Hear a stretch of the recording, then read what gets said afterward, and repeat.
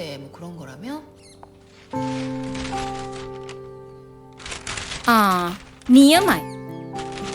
අදත් දෙන මලු පිරෙන පිටිකෑමයි කඩිචොරු යරගෙන වගේනේ. මොකක්ද ඩැඩි? ෆැටි ලිවර් ස්ටේජ් 3 නේද? ඩොක්ටර් ඔයාට කියලා තියෙන්නේ ඩ්‍රින්ක්ස් ගන්නත් එපා කියලා නේද? එතකොට මමී ඔයා කොලෙස්ටරෝල් 370 කොහෙද නේද තියෙන්නේ? අනේ දැන්වත් ඔයාලා මේ පිටිකෑමයි කඩචෝරුයි කන එක නවත්තන්නකෝ. ඔයා වැඩ කිව්වේ නැද්ද? ඒ මොකද්ද? ඊයේ ඩැඩයි මායි ගියානේ ඩොක්ටර් ළඟට. අපේ රිපෝට්ස් දැකලා ඩොක්ටර්ත් පුදුම වෙලා නේ?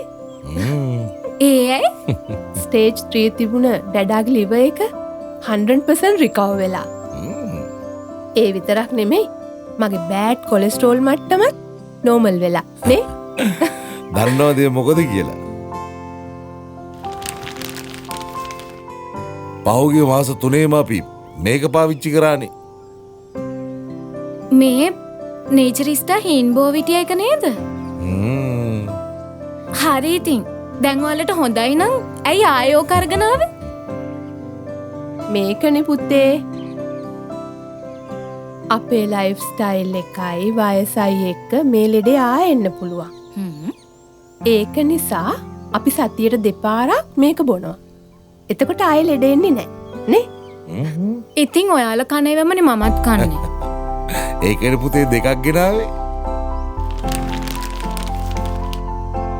ඔයාට එකයි අපිට එකයි. ආසදේවල් කන්න ෆැටිලිවර් කොලෙස්ටරෝල් නැතුව ඉන්න සතියට දෙපාරක් නේචරිස්ටා හීන්බෝවෙටියා බොන්න